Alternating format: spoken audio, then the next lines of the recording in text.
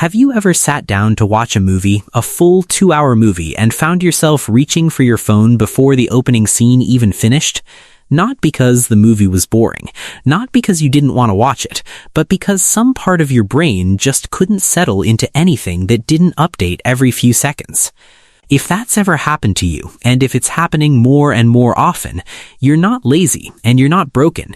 You're living through one of the strangest psychological experiments in human history, and most people don't even realize they're inside it. So let's actually talk about what's happening to attention, especially for Gen Z, and why it's so much harder now to focus than it was even 10 years ago. Let's start with something that might surprise you. The human brain was never built for the kind of input it's getting today. For almost all of human history, attention worked in long, slow stretches. You hunted, you farmed, you sat with one task, one conversation, one story, for a long time. Because that's simply how information arrived. There was no alternative. Even entertainment used to be slow by design. You'd watch one show a week and wait. You'd read a book over several days. Boredom was a normal, regular part of life, and your brain learned to sit inside it without panicking. Gen Z is the first generation in human history to grow up inside a completely different system. One where every form of entertainment, every app, every video, every notification is specifically engineered to never let your attention rest for more than a few seconds at a time. This matters because attention isn't just a skill, it's actually a muscle, and like any muscle, it adapts to whatever you train it to do. If you spend years scrolling through content that changes every 3 to 7 seconds, your brain doesn't stay neutral through that experience. It actually rewires itself to expect that pace.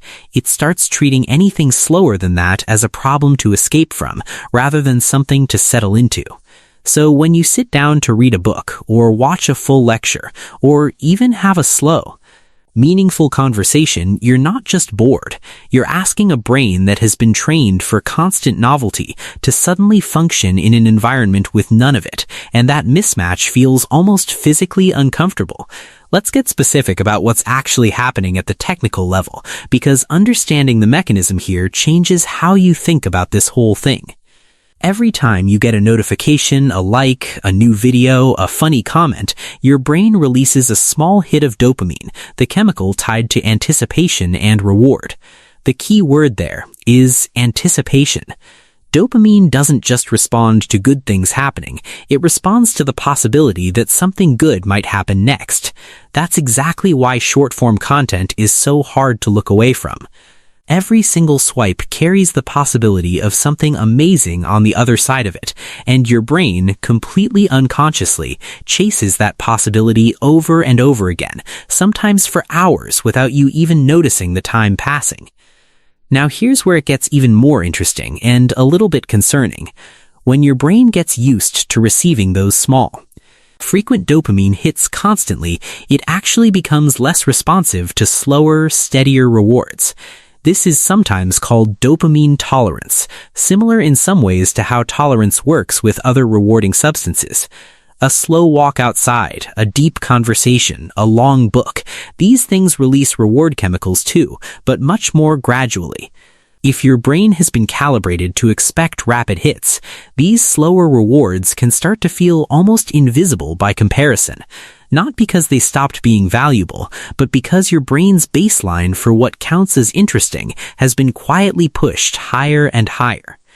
I want to bring this into something a lot of people will recognize immediately. Think about watching a long YouTube video, even one you're genuinely interested in, and noticing that you keep checking how much time is left before it ends.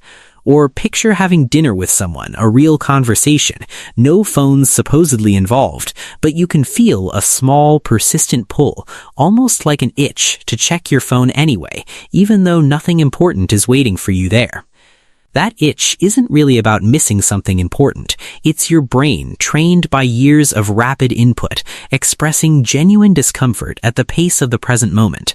That discomfort is real, even if the reason behind it feels invisible while it's happening. So why does this hit Gen Z specifically more than older generations? It comes down to timing more than anything else. Gen Z is the first generation whose brains were still developing during childhood and adolescence, the exact years when attention systems and reward systems are being calibrated while surrounded by this kind of technology. Older generations developed their core attention patterns first in a slower-paced world and then had short-form content introduced later as adults.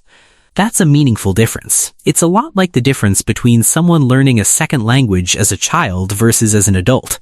The earlier the exposure, the deeper it gets wired in. Gen Z didn't have to adjust an already formed attention system to fast content. For a lot of them, fast content basically helped build the system in the first place. There's another piece to this that I think doesn't get talked about enough, and it's the constant comparison and social pressure layered on top of all this rapid content. It's not just that the content moves fast, it's that a huge amount of it is also implicitly telling you that your own life is moving too slowly, that you should be doing more, achieving more, looking different. Living differently. Right now. So even when someone does try to slow down, sit with one task, be patient with something, there's an underlying anxiety pulling at them, a sense that something better, more exciting, more impressive might be happening somewhere else at that exact moment. That feeling has a name. It's often called the fear of missing out. And it makes simply being present in one place, doing one thing, feel oddly uncomfortable, almost like you're falling behind just by being still. Let's talk about what this actually costs people, because shortened attention isn't just an inconvenience, it actually shapes real parts of life. The first cost is in learning itself. Deep understanding, the kind that actually changes how you think, usually requires sitting with confusion for a while, working through something that doesn't make sense right away. If your tolerance for that uncomfortable, unresolved feeling is low, you're more likely to bail out early, switch to something easier, and never get to the breakthrough that was just on the other side of that discomfort. The second cost shows up in relationships. Real intimacy with another person requires slow, undivided attention, the kind that doesn't update every few seconds. If presence itself starts to feel uncomfortable, that discomfort doesn't stay contained to your phone. It leaks into your conversations, your relationships, your ability to simply be with another person without some part of you reaching for a distraction. Now, here's the part I actually think matters most, because I don't want this video to just be doom and gloom about a generation that didn't choose any of this. None of this is really about discipline or willpower in the way people usually frame it. Nobody chose to have an attention system rewired by an algorithm designed by teams of engineers specifically to capture and hold focus as long as possible. So if you're someone who struggles with this, the fix isn't shame, and it's definitely not about feeling broken. It's about understanding that your brain adapted exactly the way any brain would, given that environment. And the good news. The genuinely good news is that this same adaptability that got pulled in one direction can absolutely be pulled back in the other direction too. So let's talk about what actually helps, because this is fixable even if it doesn't happen overnight. The first thing that helps is deliberately practicing boredom instead of escaping it. This sounds almost too simple, but it's genuinely effective. The next time you feel that itch, waiting in line, sitting in a quiet room, having a slow moment, try not reaching for your phone immediately. Let the discomfort exist for a minute or two without numbing it. This feels strange at first, sometimes even mildly unpleasant, but that discomfort is actually the exact thing your attention system needs to encounter in order to rebuild tolerance for slower pacing. The second thing that helps is intentionally choosing slower content sometimes, not as a punishment, but as training. A longer video instead of short clips, a full chapter instead of a summary. Not all the time, that's not realistic and it's not necessary, but enough that your brain gets regular exposure to a different pace, the way you'd train any other system gradually rather than all at once. The third thing, and this one tends to surprise people with how much it helps, is single tasking on purpose. Eating without scrolling, walking without a podcast playing, having one conversation without a phone nearby at all. These tiny windows of single focus attention act like small repetitions for a muscle that's been underused for a long time.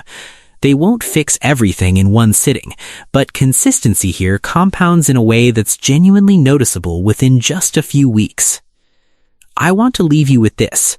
If you've ever felt embarrassed about not being able to focus the way you used to, or the way you feel like you're supposed to, I want you to actually let some of that shame go. You're not failing at something simple. You're navigating an environment that was specifically built by very smart people to make this exact thing difficult.